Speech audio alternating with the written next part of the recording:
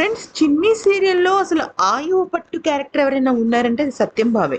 ఎందుకనంటే బాలరాజు గానీ, చిన్ని కానీ, కావేరి కానీ, లేదంటే విలన్ దేవేంద్ర వర్మ కానీ వీళ్ళందరూ ఉన్నప్పటికీ కూడా అసలు ఈ 'చిన్ని' సీరియల్ అనేది బ్రదర్ అండ్ సిస్టర్ రిలేషన్‌షిప్స్‌తోనే స్టార్ట్ అయింది.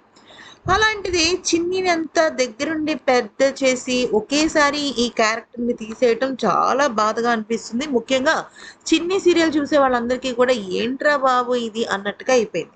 అయితే మరి హఠాత్తుగా ఈయన్ని అంటే సత్యం బాబుని అంటే మన రవికిరణ్ గారిని ఎందుకు తీసేసేయడం జరిగింది అంటే, నిజానికి రవికిరణ్ గారికి అంతకన్నా గొప్ప ఆఫర్ అయితే వేరే సీరియల్‌లో వచ్చిందంట.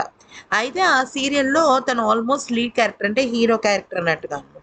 అయితే వాళ్ళేంటంటే తనేంటంటే చిన్ని సీరియల్ యాజమాన్యాన్ని రిక్వెస్ట్ చేశారు. ఏమనంటే, "నేను ఆ సీరియల్ కూడా చేస్తాను, ఈ సీరియల్ కూడా చేస్తాను. కొద్దిగా డేట్స్‌ని ఇది చెయ్యండి" అని చెప్పినట్టయితే, అప్పుడు చిన్ని సీరియల్ యాజమాన్యం ఏంటంటే డేట్స్‌ని రీషెడ్యూల్ చేయలేకపోయింది. ఎందుకంటే, అది కూడా చాలా పెద్ద సీరియల్. దాని కథ కూడా ఒక రకంగా నడుస్తుంది. సో, డేట్స్‌ని రీషెడ్యూల్ చేయడం అవ్వకపోవడంతో ఇక తప్పనిసరి పరిస్థితుల్లో ఆ సీరియల్ నుంచి బయటకొచ్చేయాల్సి ఉందనమాట.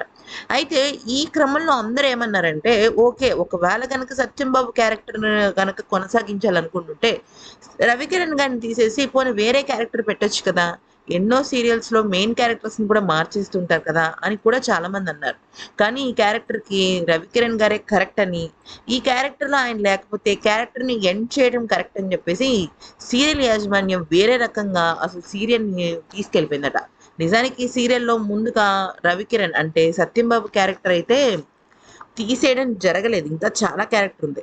కాకపోతే ఊహించని ట్విస్ట్ ఇవ్వటం కోసమనే ఈ రకంగా జరిగింది. అంటే మరొక వైపు రవికిరణ్‌కి కూడా కాల్ షీట్స్ షెడ్యూల్ అవ్వకపోవటం వల్ల ఇదంతా జరిగింది. మరి ఆయన ఈ సీరియల్‌ని వదులుకొని వేరే సీరియల్‌కి ఎందుకెళ్తున్నారో అర్థం కావట్లేదు. ఎందుకంటే ఇది చాలా కీలకమైన పాత్ర ఉన్న క్యారెక్టర్ ఇది. చూద్దాం. ఈ వీడియో నచ్చితే లైక్ చేసి సబ్స్క్రైబ్ చేసుకోండి.